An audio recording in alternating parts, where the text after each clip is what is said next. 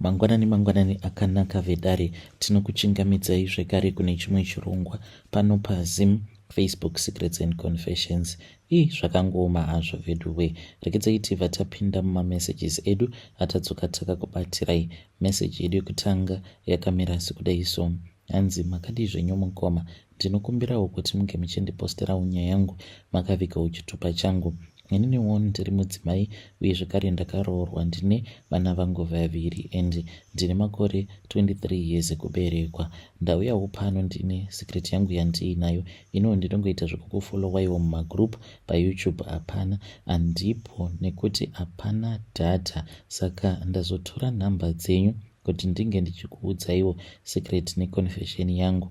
Please postaiwo, ndingafara chaizvo kana ndikazonzwa mava kuiverenga. So mukoma Nashi, ininiwo ndaifungidzira kuti Mwari havatomborina kana simba zvachose, nekuda kwekuti ndaiona zvose izvo zvainge zvichiitwa nagogo vangu vachipikisana nesimba raMwari, vachitorakidza kuti ivo vainge vaine simba raidarika simba raMwari. So mukoma Nashi, ndakatemererwawo nyora nagogo vangu pandainge ndiine 15 years. Takatoti takatogara zvedu pasi nagogo. Saka gogo vangu munhu wekuti vaingogara vachingotsenga non-stop, zvezvekuti munhu anenge achingotsenga chete achingotsenga. Ndakazovabvunza kuti asi nhai gogo, ko wai muchingogara muchizvitsenga rurimi kudaro?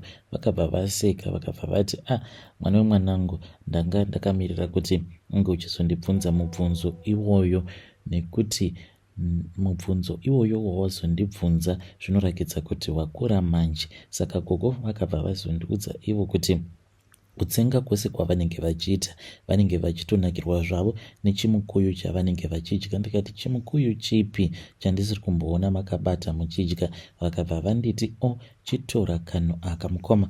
Vakandipa kamwe kanhu kaita sekunge kakonye, vakabva vanditi kakonye ikako ndaifanira kuti ndinge ndichizokaisa pasi pepilo kana ndava kunovata. Mukoma, takati tarara paya, ndipo pandakazoona kuti kakonye kaya kainge kava kundifamba-famba kachindinanaira muviri wangu wose. Pandakavhunduka mukoma, ndo pandakabva ndaona kuti ndainge ndisisiri murumu mandainge ndichirara, but tainge tatova kumakuva. Mukoma Nashi, gogo vakabva vanditi ndoda kukurakidza uko kwandinochengetera chimukuyu changu. Mukoma, tiriko kumakuva ndo pandakaona kuti painge patori nerimwe tombstone reumwe munen'ena wamhama uyo aiitawo zvekunohodha kuSouth Africa nekunana Botswana. Saka amainini ava vakangofa zvainge zvisina kana tsarukano. Ndakabva ndabvunza gogo, ndikabva ndati asi nhai gogo, ko pana patiri kutsvakeiko paguva raamainini? Vakabva vati ndo munogara kazvimukuyu zvangu. Vachitaura kudaro mukoma, pakabva pazosvika umwe muvakidzani wedu. Ndakatovhunduka because amai ivavo mukoma Nashi vanozviita munhu anonamata zvisingaiti.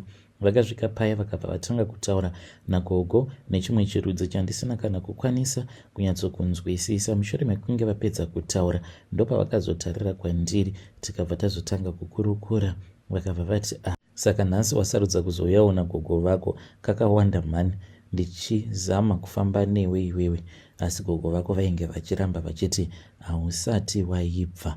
Saka wazoibva manje. Mukoma Nashi, ndo pandakabva ndazoona guva raamainini rava kuvhurika. Mushure mekunge guva raamainini ravhurika, pakatobuda kofini mukoma, asi mukofini umo ndimo mainge makazara nyama yainge yakaomeswa chiri chimukuyu. Gogo vakabva vazotora chimukuyu chiya ndokubva vazondipa. Ndakati ndichinodya nyama iyoyo, kamunakiro kayainge ichiita yaitesta kuita kunge beef, yainaka zvisingaiti, zvekuti ndakazotokumbira some more. Ndokubva vatotanga kutoseka zvavo gogo neshamwari yavo. Pakazotanga kusvika vamwe vakadzi, vamwe vemuraini, vamwe vainge vachibva kumavhileji akasiyana-siyana. Ndokubva tazoita meeting. Mukoma, munozviziva here kuti isu sevaroi tinoitira mameetings edu pamba apo panenge pachinzi ndipo panenge paine zimuti rinenge rakaita zihombe kudarika imwe miti yose muvhileji. Ndipo patinoitira musangano wedu. Takabva tazoenda pamba pevamwe amai. Mukoma Nashi, ndokubva tazogara pasi paya, ndikabva ndachizoudzwa basa randaifanira kuti ndinge ndichizoita. Nyaya yacho yakarebesa mukoma Nashi. Fast forward, ndakazoti ndaroorwa, saka mumusha umu mandakazowanikwa ndakabva ndachizotanga kudanana nevamwe banguru avo vandanga ndakarongera kuti mudzimai wavo ndikufanira kuti ndinge ndichizomupengesa, but now ndazoona kuti Mwari zveshuwa ariko.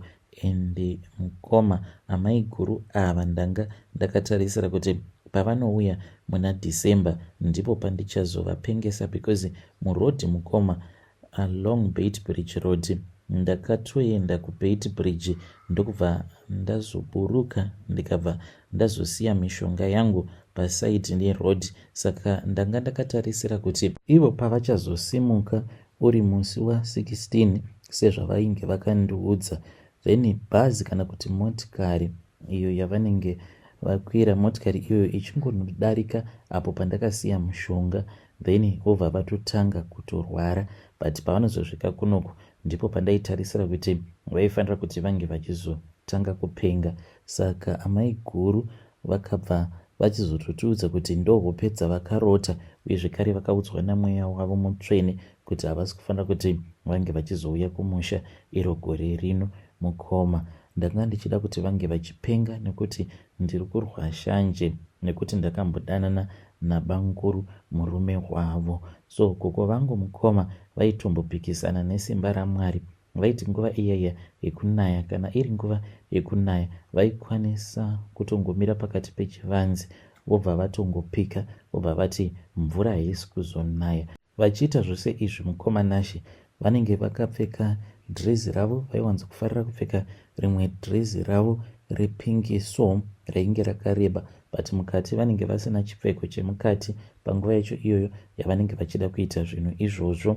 Then vaiti kana vakaona kuti hakuna kana ari kuvaona, vaibva vazokotamira denga vasina kupfeka chipfeko chemukati, kudaro vobva vafukura dhirezi ravo. Mvura yaisambonaya mukoma Nashi, ende ndaitoona kuti gogo vainge vaine masimba ekupikisana naMwari, but now ndazoona kuti zvechokwadi Mwari vane simba, because amai guru ava mukoma October wose ndainge ndichivadaidza ndichiti unofanira kuti unge uchiuya kumusha, unofanira kuti unge uchiuya kumusha, ende ndaitofungidzira kuti zvechokwadi vachauya kumusha. Handina kana kumbogara ndakatarisira ini kuti vangazosvika pakuroteswa kuti pane zvinokwanisa kuzoitika kwavari kana kuri kunzi vakauya kumusha muna December, because ivo semunhu wekuti vaitombogara vachirotesewa, but inini kubva zvandakazopindawo mumusha ndakabva ndazovakwidibira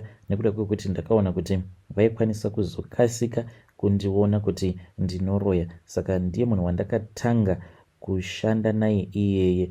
Munoziva zvandakavaita, takati one day tichibika, saka ndakabva ndachizovhura hangu poto. Mushure mekunge ndavhura poto ndokubva ndazobuda panze ndikabva ndati mai guru, ndinokumbirawo kuti munge muchivhara poto yangu. So kunovhara kwavakaita poto iyoyo mukoma kwainge kuri kutova kwidibira ikoko kwandakaita, saka vainge vasingamboroti. Izvezvi ndakazotoshamisikawo mukoma Nashi, vachitotanga kutotiudza kuti vane hope dzavakarota, and she does not want to come home muna December.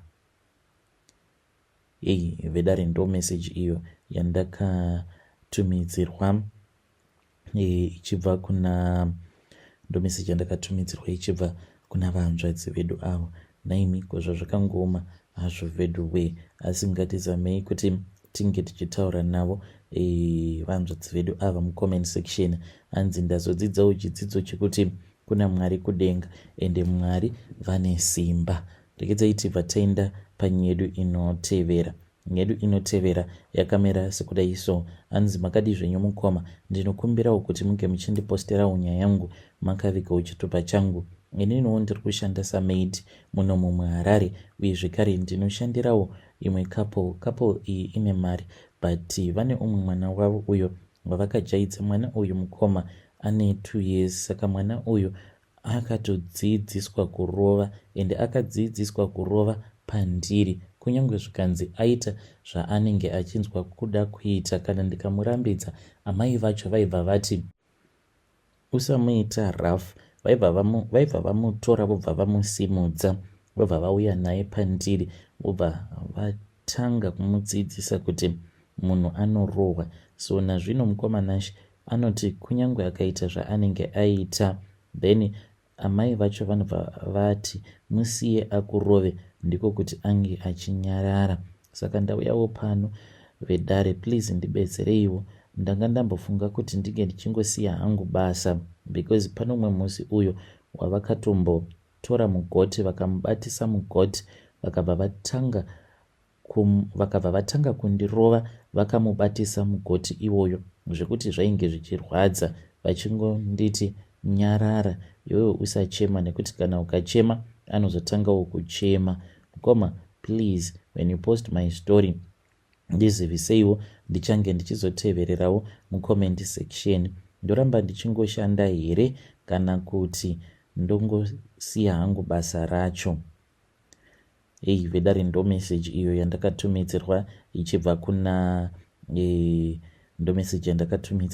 kuna vanzvadzi vedu avo. Zvakangoma hazvo vedu we. Pakaipa hanzi mwana uyu akatodzidziswa kurova vanhu vakuru pandiri kokuzobatisa mwana mugoti. Ma1, please let us speak with him in the comment section. Rekedzai tibva taenda panyedu inotevera. Nyedu inotevera yakamira sekudai so. Hanzi ndinogarawo kuBloemfontein, ndikutsvakawo basa but handisi kuriwana. As a maid mungaitawo here ruzivo munditsvakirewo, ndatambura inini mukoma, please help me. Vedare ndo message imwe yandakatumidzwawo nevamwe vanzvadzi vedu. Kana kuri kunzi kana muchida kuvabatsira, you can come to my inbox.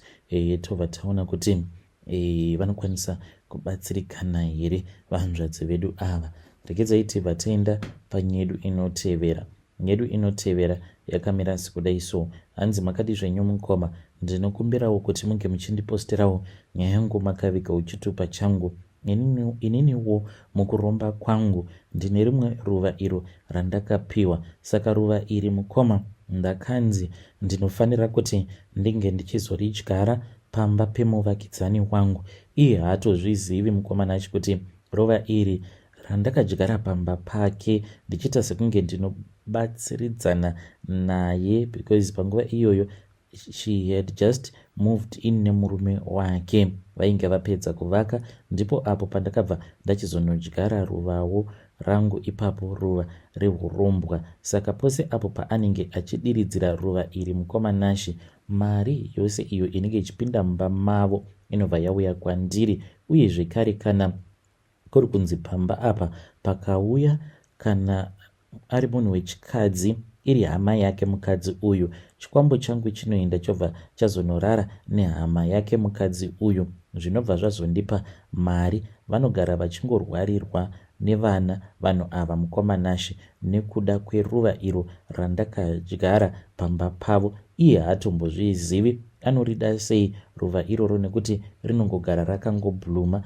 As long as richiwana mvura chete rinenge richingobhluma mukoma, but she does not even know kuti iri iruva rangu rehurombwa. Ndakanzi musi uyo warinodzurwa ruva iroro, it is either mukadzi uyu kana kuti murume wake pane one anofa. Mushure mekunge munhu afa ndipo patichazogadzira chimwe chitoma chekuti chichange chichizondishandira chichindipa mari. Ndiyo secret yangu iyo yandiinayo pari zvino muzuva ranhasi. Kana mukaposta nyaya yangu ndiseviseiwo, ndichange ndichizotevererawo ndiri mucomment section. Vedare ndo message iyo yandakatumidzirwa ichibva kuna vanzvadzi vedu avo. Zvakangoma hazvo vedu we. Ngatizame kuti tinge tichitaura navo vanzvadzi vedu ava mucomment section. Dai mazama kuti munge muchitendeuka iyo nguva isati yapera. Rekedzai tibva taenda panyedu inotevera. Nyedu inotevera yakamira sekudai so. Hanzi makadi zvenyu mukoma, ndinokumbirawo kuti munge muchindiposterawo nyaya yangu makaviga uchitupa changu. Ndinoda kureurura kuti ndakagadzirawo umwe mukadzi tainge tiri mune rimwe group rainge ringori group revanhukadzi, saka ndainge ndiri admin naiyewo ndokubva azoitwa admin, saka akatongoti aitwa admin ndipo apo paakabva azondibvisa pauadmin. Ndikangoti akabvisa vanhu vakawanda vaainge asingafariri, ende hakusi kunzi tinozivana personally, but zvezvo kungoti sevanhukadzi munongogadzirawo magurupu enyu. Saka akati atibvisa pauadmin paya ndokubva tachizotanga kunetsana. Mushure mekunge tanetsana takatukana, but sandini ndega ndakatukana naye, takatotukana takatowanda paya. So inini naye mukoma takazongoramba toenderera mberi tichingotukana. Ndikangoti zuva rose mukoma taingotukana chete. Vanhu vakambotanga vachati hei zvakwana kane zvakwana, but mukoma taingotukana tichingoudzana magara moyo chete. Then ndokubva ndazoti it is fine, uyo rekedzai ndinge ndichisiyana naye nekuti anopenga. But iye akangoramba achingotukana neni chete, akangoramba achingotukana neni kudzamara ndazomupa warning yekuti iwewe ka dai waiziva dai wasiyana neni. But iye akabva anditi ainge asingatombondityi. Ndokubva ndazomuenderawo kunguo tsvuku mukoma. Ndakatomuendera kunguo tsvuku apa ari munhu wandakangozivawo pawhatsapp ndisina kana kumbogara ndakasangana naye physically, izvozvo zvekungoti munotukana mumagroup. Saka ndakatongoenda pastatus pake ndokubva ndatora mapictures ake ndikaenda nawo kune venguo tsvuku. Ndakapiwa tsono 3 mukoma dzandakanzi ndinge ndichibayirira, kutaura kudai anogara achingochema mugroup achiti anombonzwa kubayiwa nerimwe bayo kumusana kwake uku, iye hatozvizivi kuti ndini ndakamugadzira. Vedare ndo message iyo yandakatumidzirwa ichibva kuna ndo message yandakatumidzirwa ichibva kuna vanzvadzi vedu ava. Naimiko zvazvakangooma hazvo vedu we, strange things indeed they do happen in this world. Saka shuwa vanhu vanotoroyana mumagroups epawhatsapp. Yo, be careful out there.